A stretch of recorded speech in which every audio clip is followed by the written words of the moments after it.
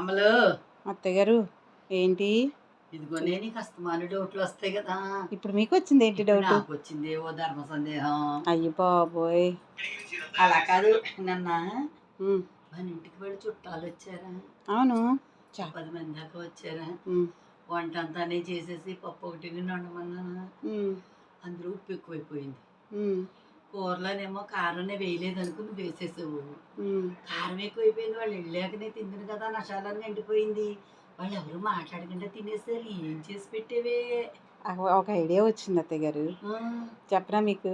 ఏం చేసేవాళ్ళు కామ్గా తినేసారు. కాదు అత్తయ్య గారు, ఆ గదిలో తీసుకెళ్ళి, ఆ గదిలో టీవీ ఉంది కదా, మగవాళ్ళందరికీ ఐపీఎల్ మ్యాచ్ పెట్టా, ఇక్కడ ఆడవాళ్ళందరికీ సీరియల్ పెట్టాను.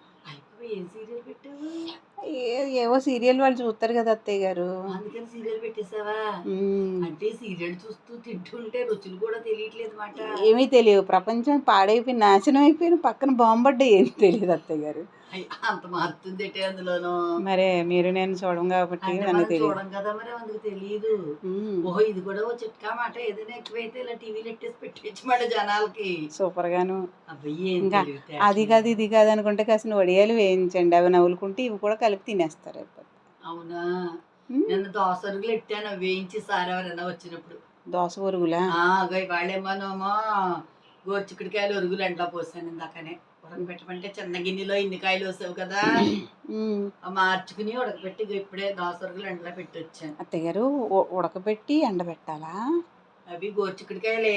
గోరుచిక్కుడికాయలు ఒరుగులు పెట్టుకుంటాం కదా, అవి ఏంటంటే నీళ్ళు వేసి శుభ్రంగా కడిగేసి నీళ్ళు వేసి 3 వంతులు ఉడకనిచ్చి మార్చేసి చక్కగా తెల్లగొట్టేసి విడిగాను ఆరబెట్టేసి పైన మూతెట్టేసాం అనుకో, అలా ఎండిపోతాయా, గలగల్లాడితే ఎండిపోతాయి మన చల్లమిరపకాయలాగా.